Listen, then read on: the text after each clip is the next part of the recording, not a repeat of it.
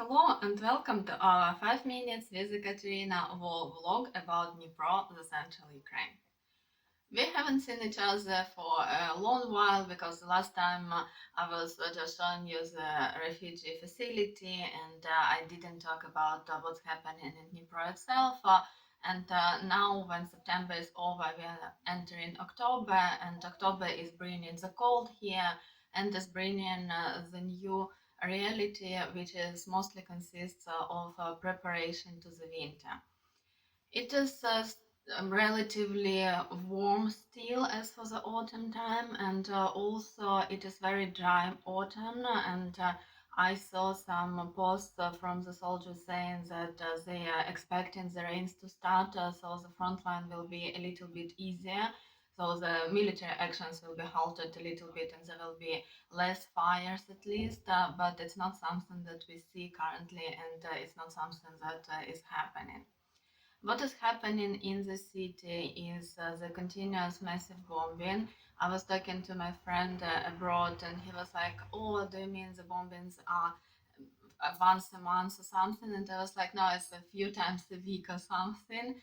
So a few times a week there will be one bombing, or there will be a massive bombing. When I'm saying one bombing, I mean in one rocket, two rockets, maybe like two or three drones.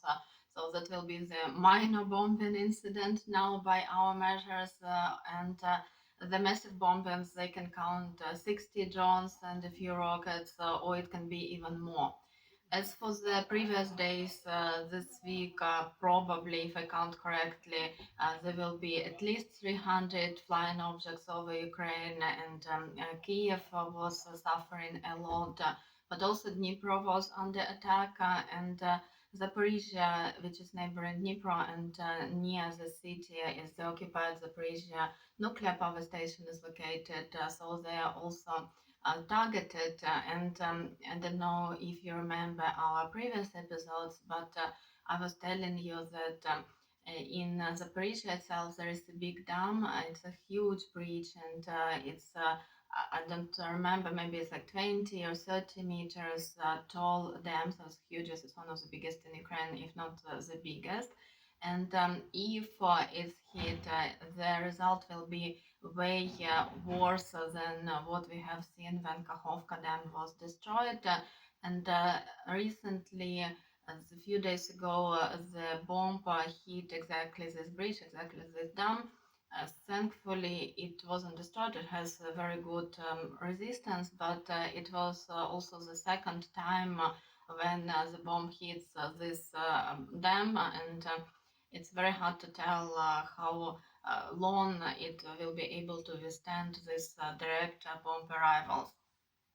When I was a child, we had a few lessons at school when we were told about the safety, and I'm a little bit angry on our teachers, maybe people at the time. They didn't know that we will live through the war, so these lessons were never taught as they should have been told, and we didn't gain very good knowledge. But I remember very well that they said that if something happens to the Zaporizhia Dam, the place where I live in Dnipro will be flooded within an hour, and the house I live in, high-rise building, the house where I live will also be flooded, at least to the half of it. And if you think about it, the raised building is nine floors, and they said that the bottom floors will be flooded, which is pretty much what happened with Kherson. And that's why I'm following this news about the specific the Zaporizhia Dam, and every time the rocket is close, it's near me. So, or like a few days ago, the bridge was actually hit and the dam itself was hit. I'm very stressed and worried about what can happen, specifically because I will be affected, me and my family will be affected by this.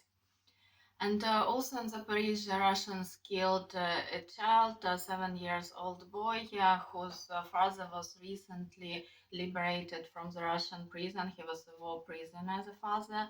The father is now in critical condition because they slept in one place all together, the whole family. Only the mother is now healthy, in good health, but psychologically she is absolutely devastated because her child was killed by Russians, and her husband, whom they thought that everything is going to be fine and they can live with, is in a very bad situation. So we don't know if he will survive. And that's what Russians are doing. They terrorizing the population. They're trying to hit the strategic buildings, but also they're pretty much trying to hit the civilians. And they would like people in Ukraine to rebel and somehow influence the inner situation. And I already told you that they killed activists in Ukraine, but also they activate Russian agents abroad. Maybe heard about this interview, maybe not, but we used to have a politician in Ukraine and he never occupied any official position, but he was a counselor and he was the advisor for the president in the beginning of the war, full scale invasion, I mean. And at that time, he was popular because every day he went on TV and he was saying that war is going to end in 3 weeks, in 1 month, and then in 2 months, and the Russians will be defeated and they will be home. And he posed himself as a very pro-Ukrainian person.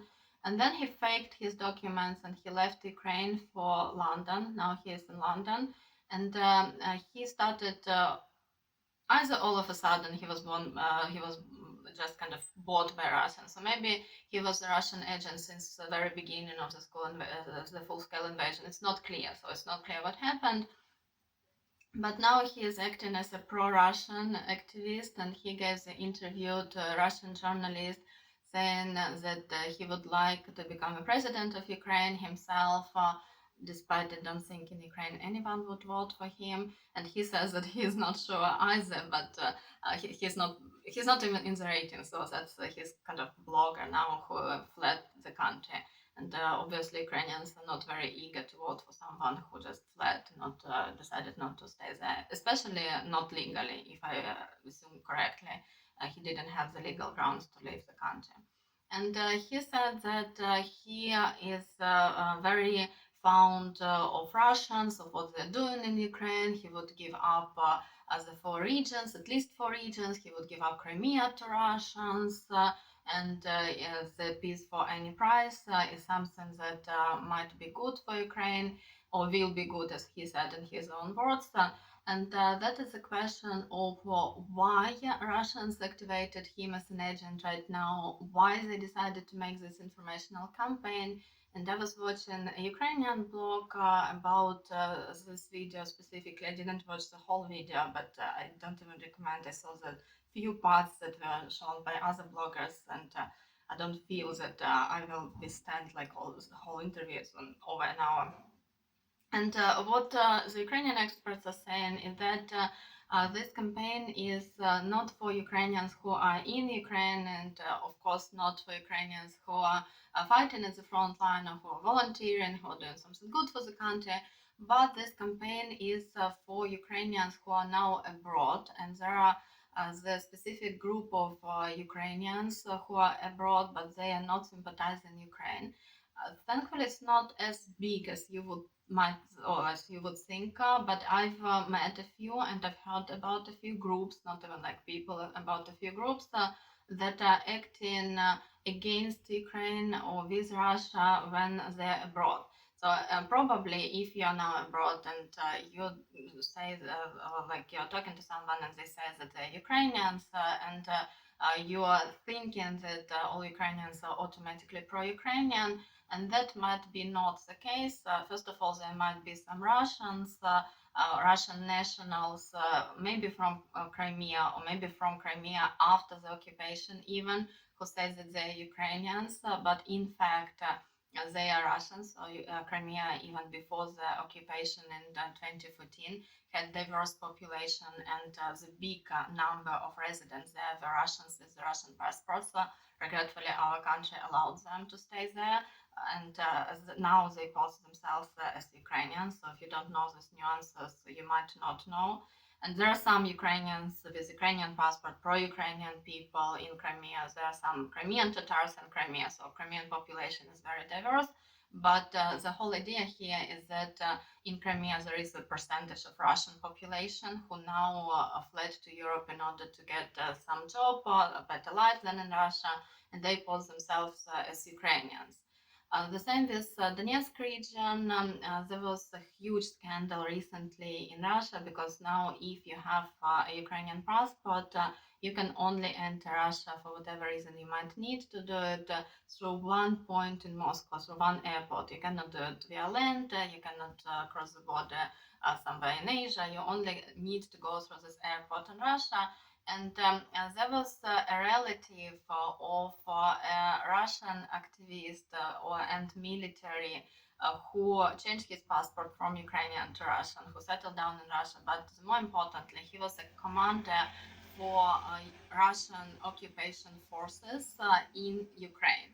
And his relative was trying to cross the border in order to join him, but he had the Ukrainian passport and he was rejected. So the family of this Russian commander was rejected to enter Russia. And the takeaway here is that the person from Donetsk, who is a close relative from a Donetsk militia, Russian militia, who occupied Ukraine and who wanted to reunion with the family, lived for a few years abroad in Europe with a Ukrainian passport, posing himself as Ukrainian, and actually not even been able to go to Russia anymore. Thankfully, he's not able to go to Ukraine anymore, as far as I understand. I'm not sure about this actually. He might use this Ukrainian passport to get back to Ukraine through the Ukrainian border. Hopefully, it would not happen, and this person will stay in Europe. But the whole idea is that some people will just like to use it, they're Ukrainians. Some Ukrainian passport holders, they will be pro-Russian. And there will be also some fraction, a big fraction of people from Eastern Ukraine who, for one or another reason, want just the war to stop. They want. They don't think that there should be a victory. They don't think that there should be justice. They don't think that there should be anything political. They're not political. They just want to stop the war. And that's why these bloggers or so-called politicians, Russian agents, they're important because in these voices, first of all, the person hears someone who is a Ukrainian citizen, because this blogger, he never gave up Ukrainian citizenship. They hear a Ukrainian citizen sitting down with the Russian journalist and talking about how the war can be over. So they don't care again about politics. They don't care about anything. They just want to go back home if they still have houses standing.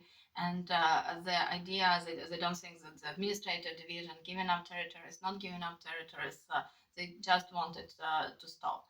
So that's the people on whom Russians are playing. It's Slavic people, Ukrainian people, also on whom Russians are trying to target, because some of these people are not happy in Europe. Regretfully, they were not able to adapt to the new conditions. They still have troubles with the language even after 3 years. And when I'm saying 3 years, for me, it's very hard to put it because it's almost 4 years now, 3.5 years, and I never thought that it will be that long of this full-scale war, full-scale invasion. And if you think that it started in 2014 and now it's almost 2026, it's absolutely devastating for myself. But despite it's been that long, people are still having problems, and we have problems with teenagers trying to adopt in European countries, in some European countries. We still have problems with the work. I recently met a woman who was kicked out of her accommodation and has to live in the hostel for refugees again, once more, and she has a child, and her flat in Ukraine was hit by Russian drone, and she doesn't have the place to go back. She simply doesn't have the accommodation in Ukraine anymore. So for her, staying abroad is the only way to survive because of Russians, and she's trying her best to hold up, but it's very difficult. And for these people, the Russians are trying to create these campaigns, to create this idea of one nation or three friendly nations, And regretfully, some Ukrainians are buying it. So some people who live abroad who don't understand what's happening in Ukraine now very well, they might literally listen to it and might think that it's not something bad. So my takeaway is that not every Ukrainian who you meet or who you listen are actually genuinely pro-Ukrainian, and that's something that is more and more clear. And what Russians are doing now, they're firstly killing Ukrainian, pro-Ukrainian activists, physically killing or threatening, again, physically threatening, or they would activate the pro-Russian Ukrainians, or even Russian people who were living in Ukraine at some point in their life, or even just simply Russians who oppose themselves for Ukrainians. They do it as well from time to time. And they will try to change their opinions, the opinion of the foreigners, of Europeans, first of all, in order for Europe to stop helping Ukraine. Hopefully they will fail, and hopefully because, including because we talk to each other and I tell it to you and you will be aware, we will be able to stop it. And the other thing that I wanted just to mention that happened recently but might slip to your attention, Russia withdrew themselves from the Convention Against Torture. So Russia officially admitted that they torture Ukrainians in prison, and that tortures in Russia are not outlawed anymore. So all Ukrainian prisoners of war and all Ukrainians who can get into Russian captivity, they are not just tortured by the reports from Ukrainian authorities when they got the bodies back, but also indirectly it's recognized by Russians, and moreover they're not going to stop torturing in the Russian prisons. That's why every prisoner from Ukraine in Russian prison, they are in immediate danger. And again, if you hear about any campaigns of free Ukrainians, free Ukrainian war prisoners, it's because we really need to rescue them, because what Russians are doing with these people is absolutely terrible and unbearable. And before we finish, and now it's a little bit longer than usual, but before we finish, a little bit of good information. Ukrainian army in Dnipro region was able to capture 3 villages back from Russians. It's 3 out of 19 that Russians were able to occupy, and we were talking about it, and it's absolutely again devastating that they already entered the Dnipro region. But these 3 liberated villages, they give me some hope. It's something that I can hold on, and hopefully we will be able to liberate all Ukraine. So that's it for today. Thank you very much for watching. Thank you for supporting me on Patreon. Please do talk to your friends. Please do talk to your relatives. Try to participate in pro-Ukrainian meetings, maybe, so demonstrations, events, and thank you for everything you've been doing so far. Goodbye for now.